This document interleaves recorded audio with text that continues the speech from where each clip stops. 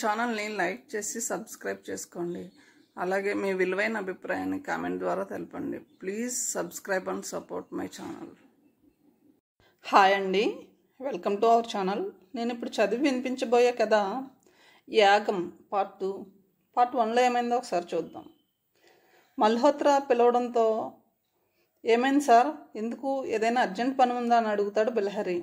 అవును, చాలా అర్జెంట్ పని, నువ్వు మాత్రమే చేయగలవు, ఇప్పుడే నా ఛాంబర్కి రా అని ఇంకో మాటకు అవకాశం ఇవ్వకుండా లైన్ కట్ చేస్తాడు మల్హోత్రా. బిలహరి కూడా సెల్ ఆఫ్ చేసి తన ఛాంబర్లోంచి బయటకు వస్తాడు. మెల్లగా నడుస్తూ లిఫ్ట్ దగ్గర చేరుకుని మల్హోత్రా ఛాంబర్ 3వ ఫ్లోర్లో ఉంది.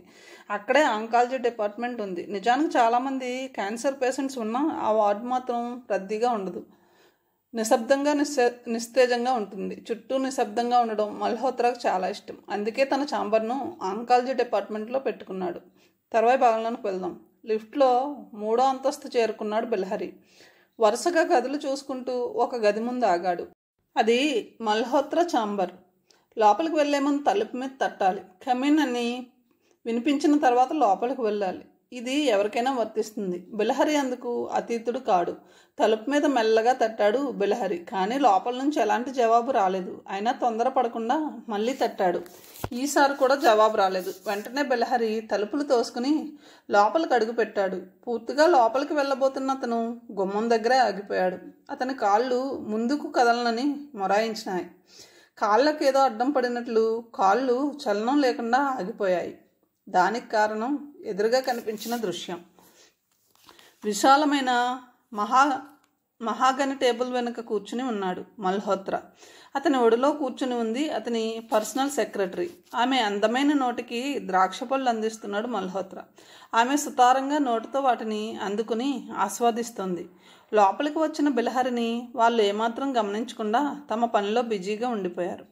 అప్పుడే బిలహరి మెల్లగా దగ్గాడు. అది విని మత్తుగా ఉన్న మల్హోత్రా సెక్రటరీ మెల్లగా కళ్ళు విప్పింది. గుమ్మం దగ్గర ఉన్న బిలహరిని చూసి ఒక్కసారిగా కంగారు పడింది. చప్పున మల్హోత్రా ఒళ్ళోంచి లేచి లోపలి గదిలోకి పరిగెత్తింది. ఆమె వెళ్లడంతో అప్పుడు బాహ్య ప్రపంచంలోకి వచ్చాడు మల్హోత్రా. ఎదురుగా ఉన్న బిలహరిని చూసి అతను కొంచెం కూడా సిగ్గుపడలేదు. చాలా మామూలుగా క్యాజువల్గా బిలహరిని లోపలికి ఆహ్వానించాడు. నిజానికి మల్హోత్రా చాలా డిసిప్లిన్ మనిషి. తన హాస్పిటల్లో పనిచేస్తున్న ఏ డాక్టర్, నర్సుతో కానీ తోటి డాక్టర్స్తో సంబంధాలు పెట్టుకోవడానికి వీలు లేదు. అలా పెట్టుకుంటే వాళ్ళ మీద కఠిన చర్యలు తీసుకుంటాడు. తప్పు చేసిన వాళ్ళను సస్పెండ్ చేస్తాడు లేదా ఇంక్రిమెంట్లో కోత విధిస్తాడు. ఇంతకుముందు ఒక డాక్టర్ తన దగ్గర ఉండే నర్సుతో సంబంధం పెట్టుకున్నాడు. ఇద్దరూ పిచ్చపిచ్చగా ప్రేమించుకున్నారు. ఒకరోజు ఇద్దరూ కాంప్రమైజ్ పొజిషన్లో ఉన్నప్పుడు మల్హోత్రా వాళ్ళను చూశాడు. అంతే, వెంటనే ఇద్దరిని డిస్మిస్ చేసి ఇంటికి పంపించేశాడు. ఆ సంఘటన తర్వాత మళ్ళీ అలాంటి సంఘటన ఇంతవరకు జరగలేదు. కానీ ఇప్పుడు జరిగింది. కాకపోతే ఒక డాక్టర్ కాకుండా ఆ హాస్పిటల్ ఎండి తన సెక్రటరీతో సంబంధం పెట్టుకున్నాడు. అతన్ని అడిగేవాళ్ళు కానీ చేసిన తప్పుకు శిక్షించే వాళ్ళు కానీ ఎవ్వరూ లేరు. రూల్స్ పెట్టిన వాళ్ళే దాన్ని అతిక్రమించినప్పుడు ఎవరికి కంప్లైంట్ చేస్తారు? నోరు మూసుకోవడం తప్ప. అదే పని బిలహరి చేశాడు. ఏమిటి సార్, నన్ను అర్జెంటుగా రమ్మని చెప్పారు, ఏమిటి విషయం అన్నాడు బిలహరి. పెద్ద పనేం కాదు, నువ్వు ఈరోజు సాయంత్రం ముంబై వెళ్ళాలి అన్నాడు మల్హోత్రా. ఎందుకు, ఆశ్చర్యంగా అడిగాడు బిలహరి. ఈరోజు రాత్రి 8 గంటలకు super speciality hospitals association meeting ఉంది. నన్ను కూడా రమ్మని అసోసియేషన్ వాళ్ళు ఆహ్వానం పంపించారు. కానీ నేను వెళ్ళటానికి వీలు కాదు. అందుకే నాకు బదులుగా నిన్ను వెళ్ళమని అంటున్నాను. ఇది హాస్పిటల్స్కు సంబంధించిన మీటింగ్. దీనికి నాకు సంబంధం ఏముంది? పైగా మీటింగ్లో నాకు ఏం మాట్లాడాలో కూడా తెలియదు. అలాంటప్పుడు నేను వెళ్ళి మాత్రం ప్రయోజనం ఏముంది అన్నాడు బిలహరి చిరాకుగా. నిజానికి నేనే వెళ్ళాలని అనుకున్నాను. దానికి కావాల్సిన ఏర్పాట్లు కూడా చేసుకున్నాను. కానీ అనుకోకుండా బ్యాంక్ వాళ్ళ దగ్గర నుంచి కాల్ వచ్చింది. ఈరోజు సాయంత్రం వాళ్ళు మన హాస్పిటల్కి వస్తామని చెప్పారు. మనం హాస్పిటల్ అభివృద్ధి కోసం బ్యాంక్ లోన్ అడిగాం. దానికి వాళ్ళు ఒప్పుకున్నారు. అయితే లోన్ శాంక్షన్ చేసే ముందు మన హాస్పిటల్లో ఉన్న ఎక్విప్మెంట్ చూస్తామని చెప్పారు. నేను సరే అన్నాను. పైగా ఇది మన హాస్పిటల్కి చాలా ముఖ్యమైన వ్యవహారం. అందుకే అసోసియేషన్ మీటింగ్కు నేను వెళ్ళడం సాధ్యం కాదు. అందుకే నా తరపున నిన్ను పంపిస్తున్నాను అన్నాడు మల్హోత్రా. ఇంకేం మాట్లాడలేకపోయాడు బిలహరి. ఇదిగో నీ విమానం టికెట్. ముంబై ఎయిర్పోర్ట్లో నిన్ను అసోసియేషన్కు సంబంధించిన మనిషి రిసీవ్ చేసుకుంటాడు. అతని పేరు సామంత్. చాలా మంచివాడు, మర్యాదస్తుడు. ఇదిగో నువ్వు మీటింగ్లో మాట్లాడవలసిన స్పీచ్. ఈ కాగితంలో ఏం రాసిందో అలాగే చదువు. అంతకు మించి నువ్వు చేయవలసింది ఏం లేదు. కాగితం, విమానం టికెట్ ఇస్తూ అన్నాడు మల్హోత్రా. వాటిని తీసుకుని గదిలోంచి బయటపడ్డాడు బెల్హరి. తన ఛాంబర్లో కూర్చుని జరిగినదంతా అసిస్టెంట్కు చెప్పాడు. వాళ్ళకు ఛార్జ్ అప్పగించి ఇంటికి చేరుకున్నాడు. ఎయిర్ బ్యాగ్లో ఒక జత బట్టలు పెట్టుకుని క్యాబ్లో ఎయిర్పోర్ట్కు బయలుదేరాడు. అతను ఎయిర్పోర్ట్ చేరుకునేసరికి అరగంట పట్టింది. అతను ఎక్కవలసిన విమానం ఇంకా రన్వే మీద రాలేదు. మిగతా ప్యాసింజర్స్తో పాటు హాల్లో కూర్చున్నాడు. అతనికి ఎదురుగా నిలువెత్తు అద్దాలు ఉన్నాయి. వాటిలోంచి రన్వే స్పష్టంగా కనిపిస్తుంది. రన్వేల మీద రకరకాల విమానాలు ల్యాండ్ అవుతున్నాయి. వాటిని చూస్తూ టైంపాస్ చేశాడు. ఇంతలో ఒక అమ్మాయి వచ్చి అతని పక్కన కూర్చుంది. ఆమెను చూసి ఒక్కసారిగా ఉలిక్కిపడ్డాడు. ఆమెను ఎక్కడో చూసినట్టుగా అనుభూతి చెందాడు. కొంచెం సేపు ఆలోచించిన తర్వాత ఆమెను ఎక్కడ చూశాడో గుర్తుకు వచ్చింది. ఆమె అచ్చంగా అతని అక్క రోసీలాగా ఉంది. కానీ రోసీ మాత్రం కాదు. ఉన్నట్టుండి రోసీ గుర్తుకు వచ్చేసరికి అతని కళ్ళు చెమ్మగిల్లాయి.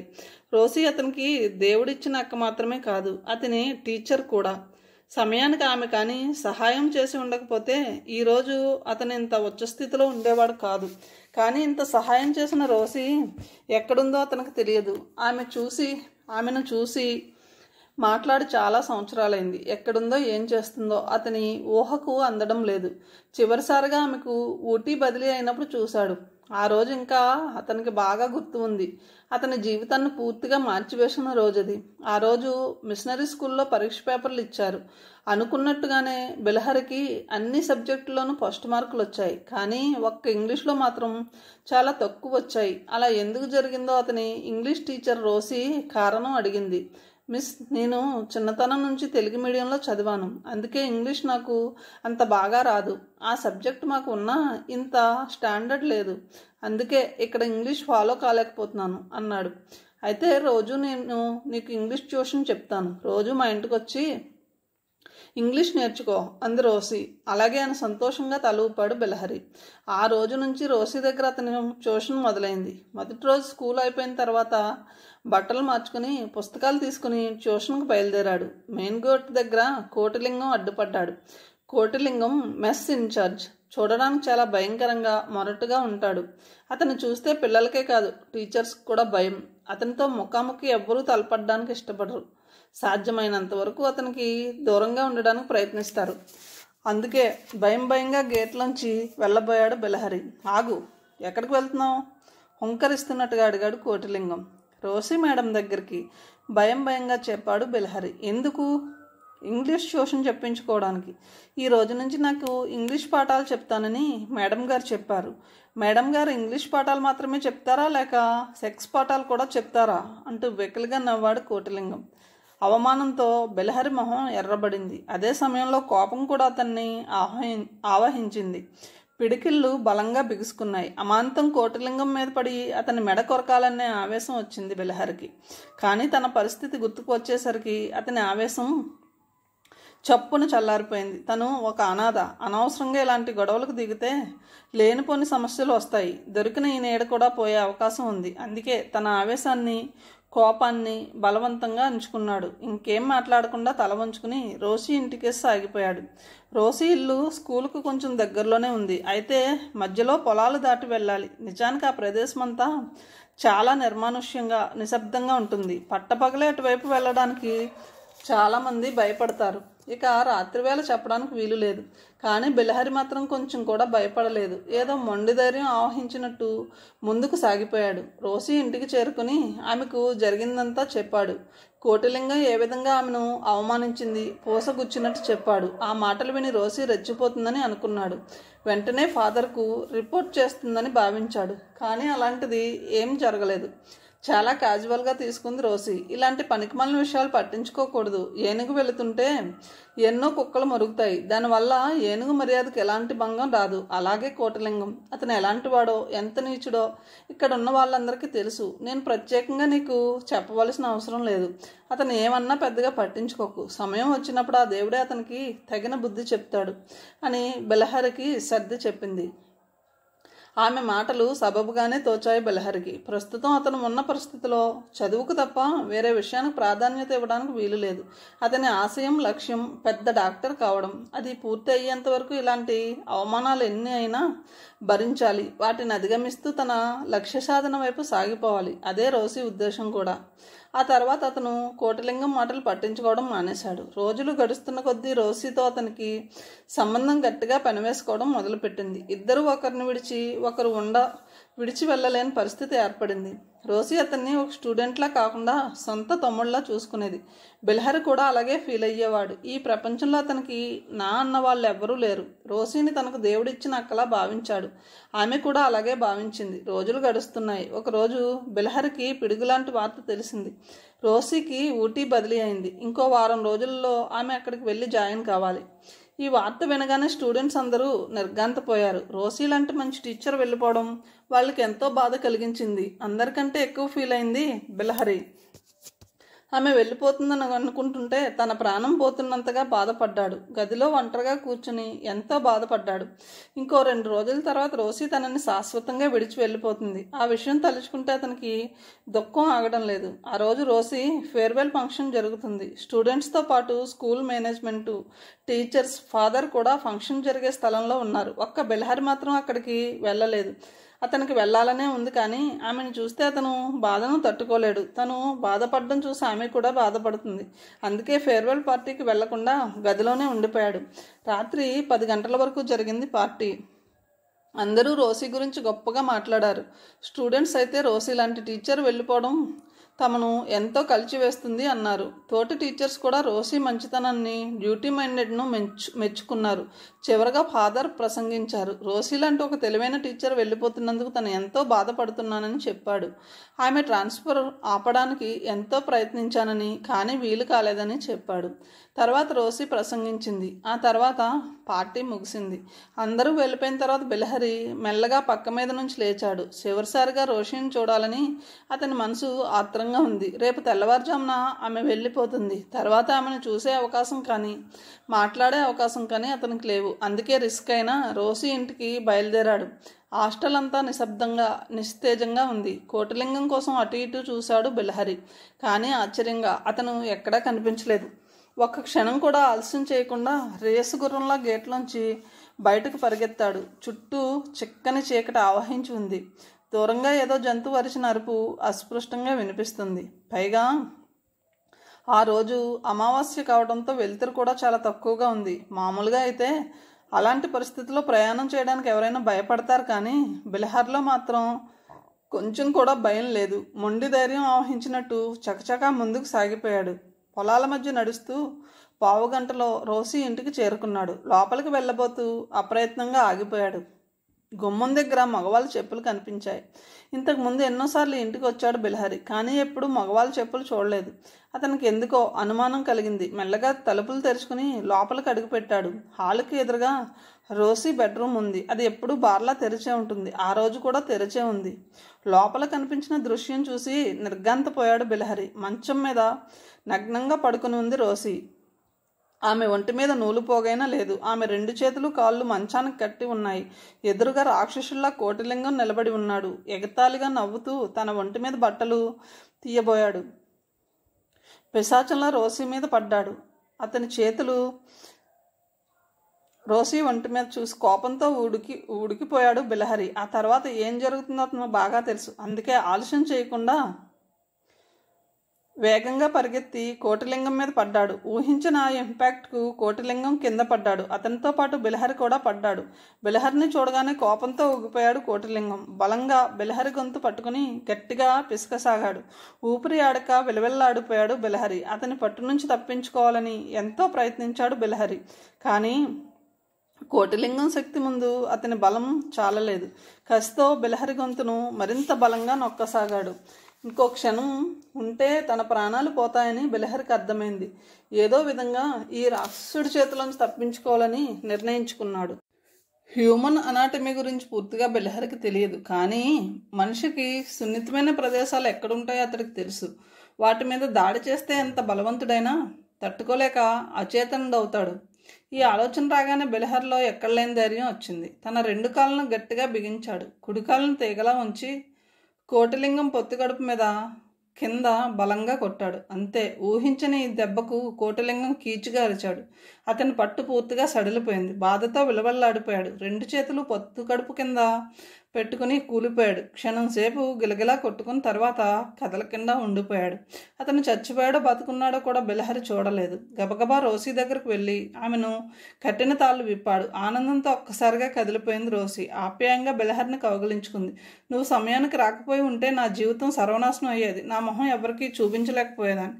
నా కన్నవాళ్ళు నాకు జన్మనిచ్చారు. నువ్వు నాకు పునర్జన్మ ఇచ్చావు. నీ రుణం ఈ జన్మలో తీర్చుకోలేని తమ్ముడు అంది కన్నీళ్లతో.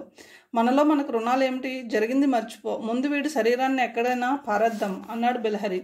ఇద్దరూ కలిసి అతి కష్టం మీద కోటిలింగం శరీరాన్ని తీసుకువెళ్ళి పొలాల మధ్య పడేశారు. తర్వాత వాడి గురించి పూర్తిగా మర్చిపోయాడు. వాడు చచ్చిపోయాడో బతుకున్నాడో కూడా బెలహరికి తెలియదు. వెళ్లే ముందు రోసి ఒక మాట మాత్రం చెప్పింది. ప్రతి నెల నీకు కొంత డబ్బు పంపిస్తాను. అది జాగ్రత్తగా దాచిపెట్టుకో. నీ చదువుకు తప్పకుండా ఉపయోగపడుతుంది అంది. ఆ తర్వాత ఆమె మర్నాడు ఉదయం ఊటీ వెళ్ళిపోయింది. అన్నమాట ప్రకారం ప్రతి నెల రోసి బెలహరికి డబ్బు పంపించేది. దాన్ని జాగ్రత్తగా ఒక డబ్బాలో వేసుకుని దాచుకునేవాడు. ఏదైనా పుస్తకం కొనాలని అనుకున్నప్పుడు అందులోంచి తీసి ఖర్చు పెట్టేవాడు. అలా 1 సంవత్సరం పాటు రోసి ప్రతి నెల డబ్బు పంపించింది. ఆ తర్వాత ఆమె దగ్గర నుంచి డబ్బు రావడం ఆగిపోయింది. ఉత్తరాలు కూడా రావడం మానేశాయి. కనీసం కాల్ కూడా చేయలేదు. ఉన్నట్టుండి రోసి దగ్గర నుంచి డబ్బు ఎందుకు రాలేదో బెలహరికి మాత్రం అర్థం కాలేదు. కానీ అతడు మాత్రం ప్రతి వారం ఆమెకు ఉత్తరం రాసేవాడు. జవాబు రాకపోయినా బాధపడేవాడు కాడు. ఉత్తరం రాయడం మాత్రం మానలేదు. తర్వాత క్రమంగా బెలహరి కూడా ఉత్తరాలు రాయడం మానేశాడు. ఆ తర్వాత రోసి గురించి అతనికి ఏం తెలియదు. ఇప్పుడు పక్కన కూర్చున్న అమ్మాయిని చూడగానే అతనికి రోసి గుర్తుకు వచ్చింది. అతని ఆలోచనలకు అంతరాయం కలిగిస్తూ విమానం గురించి అనౌన్స్మెంట్ వినిపించింది. అనుకున్న టైంకు ఫ్లైట్ టేకాఫ్ అందుకుంది. సీటు వెనక్కి వాలి కళ్ళు మూసుకున్నాడు బెలహరి. అతని మనసు నిండా రోసి గురించిన ఆలోచనలే. 1.5 గంటల తర్వాత విమానం ముంబై ఎయిర్పోర్ట్లో ల్యాండ్ అయింది. ప్రయాణికులందరూ దిగిన తర్వాత చివరగా బెలహరి దిగాడు. మల్హోత్రా చెప్పినట్టుగానే అతన్ని రిసీవ్ చేసుకోవడానికి సామంత్ వచ్చాడు. ఒక ప్లకార్డు పట్టుకుని నిలబడి ఉన్నాడు. దాని మీద మల్హోత్రా సూపర్ స్పెషాలిటీ హాస్పిటల్స్ అని ఉంది. అతని దగ్గరికి వెళ్ళి తనను తాను పరిచయం చేసుకున్నాడు బెలహరి. అతను మర్యాదగా బెలహరిని వెంట పెట్టుకుని పార్కింగ్ స్పేస్లో ఉన్న కారు దగ్గరకు తీసుకువెళ్ళాడు. మీకు హోటల్ ఓబరాయ్లో సూట్ బుక్ చేశాం. 9 గంటల వరకు మీరు హోటల్ గదిలో హాయిగా విశ్రాంతి తీసుకోవచ్చు. సరిగ్గా 9 గంటలకు సమావేశం మొదలవుతుంది. నేను కారు తీసుకుని మీ దగ్గరికి వస్తాను. తర్వాత మీటింగ్ అయిన తర్వాత హోటల్లో డ్రాప్ చేస్తాను అన్నాడు సామంత్. 1 గంట తర్వాత కారు హోటల్ ముందు ఆగింది. రూమ్లో చెక్ చేసిన తర్వాత సామంత్ కారు తీసుకుని వెళ్ళిపోయాడు. అతను వెళ్ళగానే గది తలుపులు లాక్ చేసి బాత్రూంలోకి వెళ్ళాడు. శుభ్రంగా రిఫ్రెష్ అయ్యి బయటకు వచ్చాడు. సమయం 8:30 కావస్తుంది. ఏ క్షణంలో అయినా సామంత్ కారు తీసుకుని రావచ్చు. తనకు నచ్చిన తెల్ల సూట్ వేసుకుని హాలులో కూర్చున్నాడు బెలహరి. అప్పుడే అతని చూపులు టీపాయ్ కింద ఉన్న పుస్తకం లాంటి దాని మీద పడింది. సామంత్ వచ్చేంత వరకు దాన్ని చూద్దామని ఆ పుస్తకాన్ని తీసుకోబోయాడు. అప్పుడే లోపలికి వచ్చాడు సామంత్. దాంతో ఆ పుస్తకం పట్టుకోబోతున్న అతని చేతులు అప్రయత్నంగా మధ్యలో ఆగిపోయాయి. దాని గురించి తాత్కాలికంగా మర్చిపోయాడు బెలహరి. సమావేశం చాలా అట్టహాసంగా జరిగింది. మల్హోత్రా ఇచ్చిన స్పీచ్ను యథాతథంగా చదివాడు బెలహరి. సమావేశం ముగిసిన తర్వాత డిన్నర్ మొదలైంది. పూర్తిగా వెజిటేరియన్ వంటకాలు ఉండడం వల్ల బెలహరి ఏ సంకోచం లేకుండా తిన్నాడు. డిన్నర్ పూర్తయి అతని హోటల్ గది చేరుకునేసరికి 11 గంటలైంది. సామంత్ వెళ్ళిపోయిన తర్వాత తిరిగి గది తలుపులు వేసి హాల్లో కూర్చున్నాడు బెలహరి. అప్పుడే అతనికి అంతకు ముందు చూసిన పుస్తక విషయం గుర్తుకు వచ్చింది. ఏం తోచడం లేదు కనుక ఒకసారి ఆ పుస్తకం చూద్దామని టీపాయ్ కింద ఉన్న పుస్తకాన్ని తీసి చూశాడు. నిజానికి అది పుస్తకం కాదు, ఒక ఫోటో ఆల్బమ్. అందులో చాలామంది అందమైన అమ్మాయిల ఫోటోలు ఉన్నాయి. ప్రతి ఫోటో కింద అమ్మాయి పేరు, వయసు, రేటు వివరంగా ఉంది. నిజానికి అది ఒక కాల్ గర్ల్స్ ఫోటో ఆల్బమ్.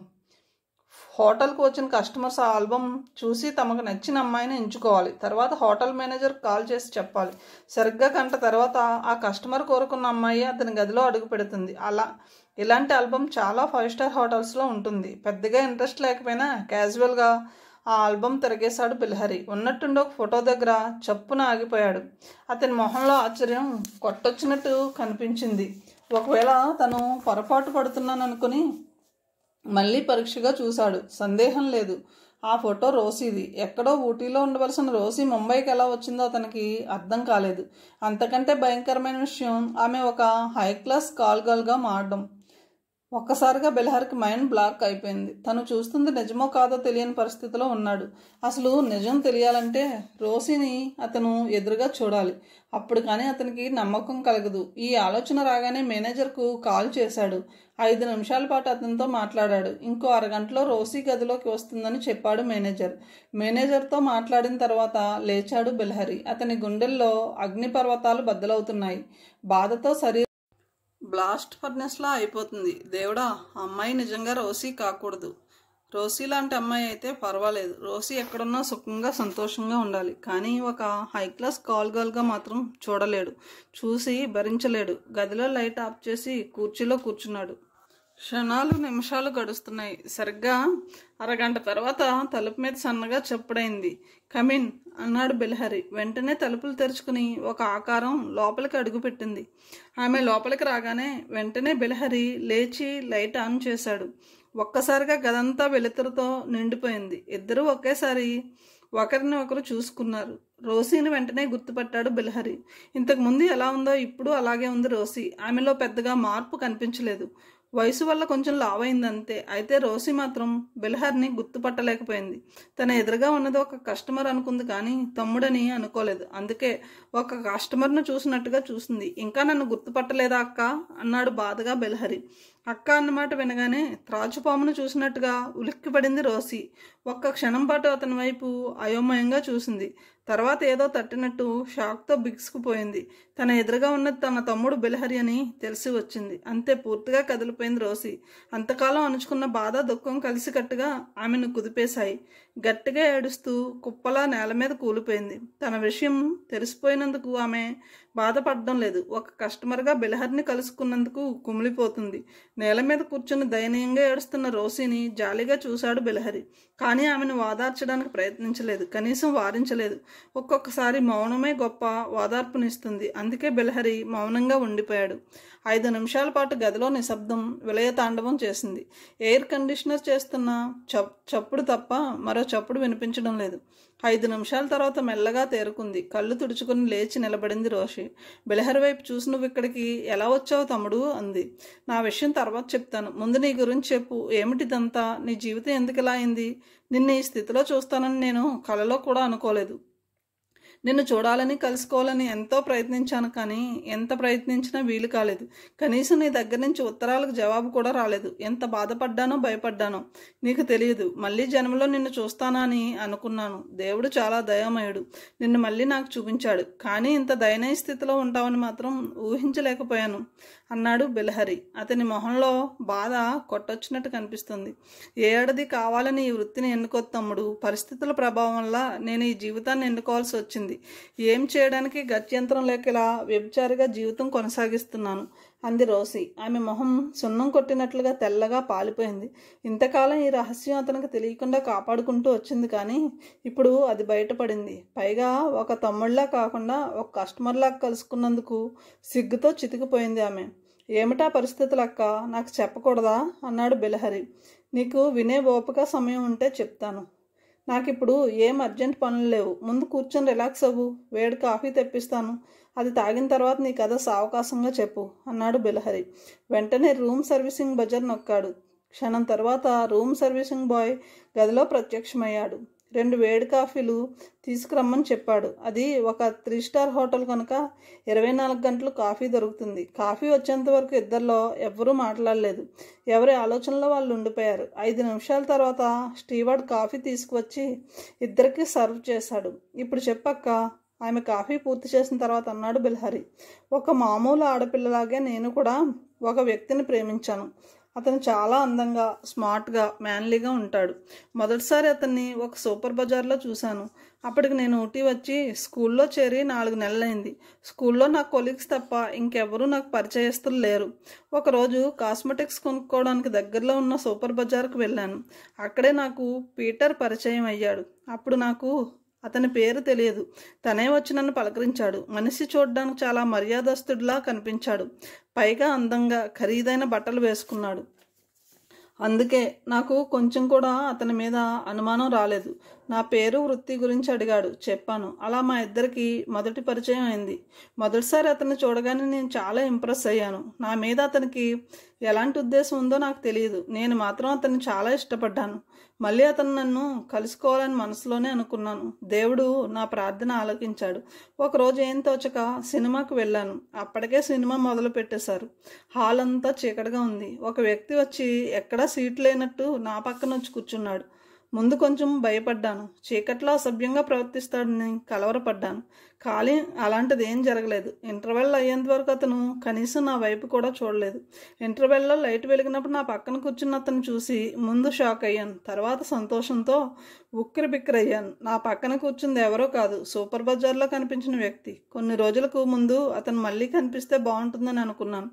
ఆ రోజు నా కోరిక నెరవేరింది. ఒక్కసారిగా ఎంతో థ్రిల్ ఫీల్ అయ్యాను. సినిమా చూస్తూనే ఇద్దరం చాలాసేపు మాట్లాడుకున్నాం. అప్పుడే అతని పేరు పీటర్ అని, ఒక పెద్ద మల్టీనేషనల్ కంపెనీలో మార్కెటింగ్ మేనేజర్గా పనిచేస్తున్నాడని తెలిసింది. అతను కూడా నా గురించి, నా బంధువులు, స్నేహితుల గురించి అడిగాడు.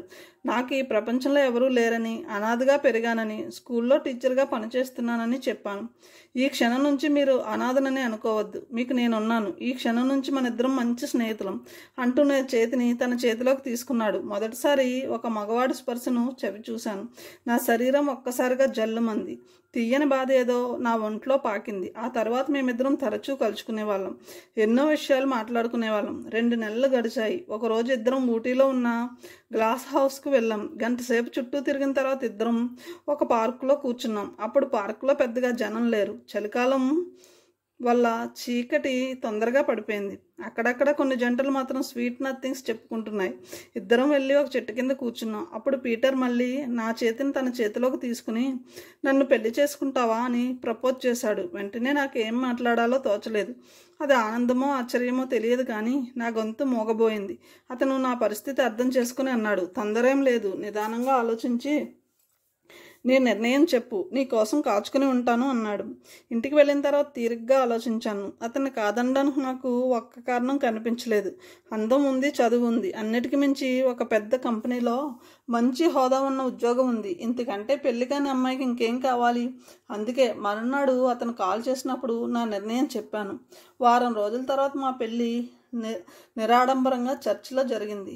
హనీమూన్కి ఇద్దరం సిమ్లా, డార్జిలింగ్ వెళ్ళాం. 10 రోజులు 10 నిమిషాల్లో గడిచిపోయాయి. అతను ఎంత సంపాదిస్తున్నాడో నాకు తెలియదు, కానీ ఖర్చు మాత్రం విచ్చలవిడిగా పెట్టేవాడు. నాకు ఎన్నో చీరలు, డ్రెస్ మెటీరియల్, కాస్మెటిక్స్ కొన్నాడు. హనీమూన్ అయిన తర్వాత నేను మళ్ళీ స్కూల్లో జాయిన్ అయ్యాను. కానీ పీటర్ మాత్రం ఆఫీస్కి వెళ్ళలేదు.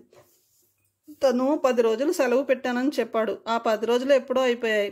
అయినా అతను మాత్రం ఆఫీస్కి వెళ్ళడానికి ప్రయత్నించలేదు. కారణం ఏమిటో నాకు అర్థం కాలేదు. 24 గంటలు ఇంట్లో ఉంటూ తెగ తాగేవాడు. మందు కోసం డబ్బు విపరీతంగా ఖర్చు పెట్టేవాడు. అతని ప్రవర్తన ఎందుకో నాకు మింగుడు పడలేదు. మొదటిసారిగా అతని మీద నాకు అనుమానం వేసింది. అందుకే ఒకరోజు ఉండబట్టలేక అతన్ని నిలదీసి అడిగాను.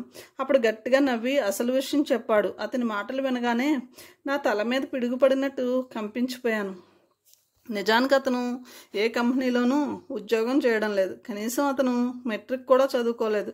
పెద్దగా చదువు లేదు, చేతిలో ఉద్యోగం లేదు. అలాంటప్పుడు అంత డబ్బు అతని దగ్గర ఎలా ఉందో నాకు అర్థం కాలేదు.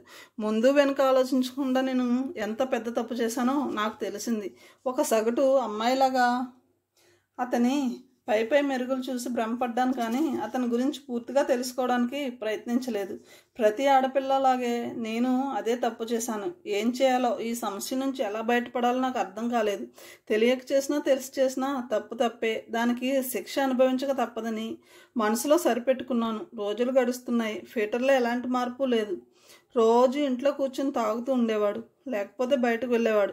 అలా వెళ్ళినవాడు 2-3 రోజుల వరకు తిరిగి రాడు. ఏం చేస్తున్నాడో, ఎక్కడ తిరుగుతున్నాడో నాకు తెలిసేది కాదు. ఇంత కష్టంలో ఉన్నా నేను మాత్రం నీకు ఖచ్చితంగా మొదటి తేదీని డబ్బు పంపించడం మర్చిపోలేదు. కనీసం నువ్వైనా బాగా చదువుకొని వృద్ధిలోకి రావాలని నా కోరిక. నువ్వు రాసిన ఎన్నో ఉత్తరాలు నాకు అందాయి. వాటికి జవాబులు ఇవ్వలేకపోయాను. దానికి కారణం జవాబులు ఇవ్వడానికి టైం లేక కాదు, నా గురించి నీకు చెప్పడం ఇష్టం లేక. ఒక బలహీనమైన సమయంలో నా గురించి నేను చెప్పుకోవచ్చు. అది చదివి నువ్వు చాలా బాధపడతావు. దానివల్ల నీ చదువు చెడిపోయే అవకాశం ఉంది. అందుకే మనసు రాయి చేసుకుని జవాబులు ఇవ్వడం మానేశాను. ఒకరోజు పీటర్ పెందలాడే ఇంట్లోంచి వెళ్ళిపోయాడు. ఎక్కడికి వెళ్ళాడో ఎందుకు వెళ్ళాడో నాకు చెప్పలేదు. నేను పెద్దగా పట్టించుకోలేదు. ఆ రోజు వెళ్ళిన వాడు 4 రోజుల తర్వాత ఒక అర్ధరాత్రి తిరిగి వచ్చాడు. ఆ సమయంలో నేను నిద్రపోతున్నాను. తలుపు మీద పెద్దగా చప్పుడైంది. అప్పుడు టైం 12 గంటలు కాబోస్తుంది. ఇంత రాత్రి వేళ ఎవరు వచ్చారా అనుకుంటూ వెళ్ళి తలుపు తీశాను. ఎదురుగా పీటర్ కనిపించాడు. ఆ టైంలో అతడు కనిపిస్తాడని నేను ఎంతమాత్రం ఊహించలేదు. అసలు అతను తిరిగి వస్తాడని ఎంతమాత్రం అనుకోలేదు. అందుకే కొన్ని క్షణాల పాటు నమ్మలేనట్లు నిలబడిపోయాను. పీటర్ భుజం మీద ఏదో పెద్ద మూట ఉంది. అందులో ఏముందో అర్థం కాలేదు. మనిషిలో మాత్రం విపరీతంగా భయం కనిపిస్తుంది. అతని వాలకం కూడా బాగా మారిపోయింది. ఎప్పుడూ నలగని బట్టలతో ట్రిమ్గా ఉండే అతను అప్పుడు మాసిపోయిన బట్టలతో ఉన్నాడు. గడ్డం విపరీతంగా పెరిగి ఉంది. తల అంతా చిందరవందరగా ఉంది. నేను ఆశ్చర్యం నుంచి తేరుకోకముందే నన్ను తోసుకుని లోపలికి వచ్చాడు పీటర్. గబగబా బాత్రూంకి వెళ్ళి మొహం కడుక్కున్నాడు. తర్వాత బట్టలు మార్చుకుని మూటను తీసుకున్నాడు. అతను ఎక్కడికో మళ్ళీ బయలుదేరాడని నాకు అర్థమైంది. ఎక్కడికి వెళ్తున్నావని నిలదీసి అడిగాను. అతను విసురుగా నన్ను పక్కకు తోసి వేగంగా ఇంట్లోంచి వెళ్ళిపోయాడు. అలా వెళ్ళినవాడు మళ్ళీ తిరిగి రాలేదు. ఎక్కడికి వెళ్ళాడో ఏం చేస్తున్నాడో నాకు తెలియదు. ఒకరోజు అర్ధరాత్రి పోలీసులు నా ఇంటికి వచ్చారు. నన్ను పట్టుకుని పీటర్ గురించి అడిగారు. అతని గురించి నాకేం తెలియదని చెప్పాను. అయినా వాళ్ళు వినిపించుకోలేదు. నన్ను బలవంతంగా స్టేషన్కి తీసుకెళ్లి ఇంట్రాగేషన్ చేశారు. అప్పుడే నాకు పీటర్ గురించి ఒక భయంకరమైన నిజం తెలిసింది. నేను అనుకున్నట్టుగా పీటర్ నిరుద్యోగి, తాగుబోతు మాత్రమే కాదు. అతను ఒక పెద్ద క్రిమినల్. అతని సహచరుడు కలిసి దేశంలో ఎన్నో దొంగతనాలు, దోపిడీలు చేశారు. తన అందంతో పీటర్ డబ్బున్న ఆడవాళ్లను వలలో వేసుకుని మోసం చేసేవాడు. సమయం చూసి వాళ్ళ డబ్బు తీసుకుని పారిపోయేవాడు. ప్రతి స్టేషన్లో వాళ్ళ మీద ఎన్నో కేసులు రిజిస్టర్ అయి ఉన్నాయి. నా భర్త పెద్ద క్రిమినల్ అని తెలిసేసరికి నా నవనాడులు కృంగిపోయాయి. ఈ ప్రపంచమంతా అర్ధరహితంగా, శూన్యంగా తోచింది. నేను చేసిన చిన్న తప్పుకు దేవుడు ఇంత పెద్ద శిక్ష విధిస్తాడని కలలో కూడా అనుకోలేదు. దాదాపు 1 రోజుల పాటు పోలీసులు నా భర్త ఆచూకీ చెప్పమని హింసించారు. ఇంట్రాగేషన్ చేశారు. వాళ్ళు ఎంత హింసించినా నాకేం తెలియదని చెప్పాను. నాకేం తెలియదని పోలీసులకు నమ్మకం కలిగింది. ఒకరోజు నన్ను రిలీజ్ చేశారు. నా భర్త ఒక పెద్ద గజదొంగ అని తెలియడంతో స్కూల్ మేనేజ్మెంట్ నన్ను ఉద్యోగంలోంచి తీసేసింది. ఉద్యోగం కోసం ఎంతో ప్రయత్నించాను, కానీ ఏం లాభం లేకుండా పోయింది. అందరూ నా అందమైన శరీరాన్ని కోరారు, కానీ నా తెలివితేటలను ఉపయోగించుకోలేదు. ఆకలితో చావనైనా చేస్తాను, కానీ ఎవరికీ లొంగకూడదని దృఢంగా నిశ్చయించుకున్నాను. రోజులు గడుస్తున్నాయి. బ్యాంకులో ఉన్న డబ్బంతా కరిగిపోయింది. ఒంటి మీద నగలు కూడా మార్వాడి షాప్లోకి వెళ్ళిపోయాయి. ఇంట్లో సామాను కూడా ఒక్కొక్కటి పాన్ బ్రోకర్ షాప్లో చోటు చేసుకున్నాయి. నా పరిస్థితి ఎంత దయనీయంగా మారిందంటే చివరకు తిండి కూడా నోచుకునే పరిస్థితి ఏర్పడింది. అప్పుడే ఒక సేట్ నా ఇంటికి వచ్చాడు. అతనికి నా గురించి పూర్తిగా తెలుసు. అందుకే నా ముందు ఒక ప్రపోజల్ పెట్టాడు. తనతో ఉంటే నాకు అన్ని సౌకర్యాలు సమకూరుస్తానని చెప్పాడు. డబ్బు కోసం 10 మంది దగ్గర పడుకోవడం కంటే ఒక మనిషినే నమ్ముకోవడం ఉత్తమం అనిపించింది. అందుకే అతనితో వెళ్ళాను. చెప్పినట్టుగానే సేట్ నాకు ఒక ఇల్లు ఇచ్చాడు. తినడానికి తిండి, కట్టుకోవడానికి బట్టలు ఇచ్చాడు. నా పేరున్న బ్యాంకులో కొంత డబ్బు డిపాజిట్ చేశాడు. నిజానికి ఆ జీవితం నాకు తృప్తిగా లేదు. అయినా సర్దుకుపోయాను. సరిగ్గా 6 నెలల తర్వాత ఊహించిన ఉపద్రవం వచ్చింది. నన్ను ఆదుకున్న సేట్ హఠాత్తుగా గుండెపోటు వచ్చి చనిపోయాడు. అతని ఆస్తి కోసం అతనికి 2 కొడుకులు కొట్టుకునే పరిస్థితి వరకు వచ్చింది. ఆ నేపథ్యంలోనే పెద్ద కొడుకు నన్ను ఇంట్లోంచి తరిమేశాడు. నా దగ్గర ఉన్న డబ్బు, నగలు బలవంతంగా తీసుకున్నాడు. మళ్ళీ నా పరిస్థితి మొదటికి వచ్చింది. భవిష్యత్తు చీకటిమయంగా తోచింది. అప్పుడే ఒక బ్రోకర్ నాకు పరిచయం అయ్యాడు.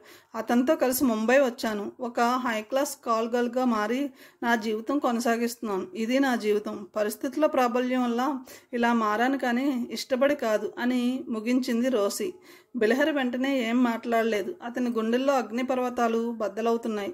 రోసి జీవితం ఇంత అధ్వానంగా మారిపోతుందని అతను ఎంత మాత్రం ఊహించలేదు. జరిగింది ఏదో జరిగిపోయింది. జరిగిన దాని గురించి ఆలోచించడం కంటే జరగబోయేదో ఆలోచించాలి. అతనికి నా అన్న వాళ్ళు ఎవరూ లేరు. రోషికి ఎవరూ లేరు. ఇద్దరు కలిసి ఉండడానికి ఎంతకంటే కారణం వేరే అవసరం లేదు. ఇతను ఈ రకమైన ఆలోచనతో సతమతమవుతుంటే రోసి అతని రియాక్షన్ కోసం చూస్తుంది. కొన్ని నిమిషాల తర్వాత గదిలో నిశ్శబ్దం తాండవించింది. నిశ్శబ్దాన్ని ఛిద్రం చేస్తూ అన్నాడు బిలహరి. నాతో వస్తావక్క అన్నాడు మెల్లగా. అతని మాటలు అర్థం కానట్టుగా చూసింది రోసి. నా భార్య, పాప తప్ప ఈ ప్రపంచంలో నాకు ఎవరూ లేరు. నీకు ముందు వెనక ఎవరూ లేరు. నువ్వు నాతో ఉంటే నాకెంతో ఆనందంగా ఉంటుంది అన్నాడు. నీకు పిచ్చి పట్టింది బిలహరి. నా గురించి తెలిసి కూడా నన్ను నీతో రమ్మంటావా? నేను ఒక కాల్ గర్ల్ను. ఈ విషయం చాలామందికి తెలుసు. నువ్వు ఒక పెద్ద డాక్టర్వి. సమాజంలో నీకు అంతో ఇంతో గొప్ప పేరు ఉంది. నీ పక్కన నన్ను ఎవరైనా చూస్తే ఎగతాళి చేస్తారు, నిన్ను అనరాని మాటలు అంటారు, నీ గురించి నీచంగా ప్రచారం చేస్తారు. అది విని నేను తట్టుకోలేను తమ్ముడు. నా వల్ల నీకు ఎలాంటి చెడ్డ పేరు రావడం నాకు ఇష్టం లేదు. అందుకే దయచేసి నన్ను మర్చిపో. ఈ అభాగ్యురాల గురించి ఆలోచించుకు. నీ గురించి, నీ కుటుంబం గురించి ఆలోచించు. నువ్వు లేకుండా ఈ సిటీ నుంచి నేను కదలను. ఈరోజు నేను ఈ స్థితిలో ఉన్నానంటే దానికి కారకురాలు నువ్వే. ఆ రోజు నువ్వు నాకు సహాయం చేయకపోతే ఇంత పెద్దవాడిని అయ్యేవాడిని కాదు, ఒక పెద్ద డాక్టర్గా ఎదిగేవాడిని కాదు. ఈ జీవితం నువ్వు పెట్టిన భిక్ష. దయచేసి ఇంకేం మాట్లాడకు, నాతో బయలుదేరు. నిన్ను పువ్వుల్లో పెట్టి పూజించుకుంటాను అన్నాడు బిలహరి బతిమాలుతున్నట్లుగా. అతను ఇంతటితో ముగిస్తున్నాను. తిరిగి తరువాయి భాగంతో కలుద్దాం. Thank you.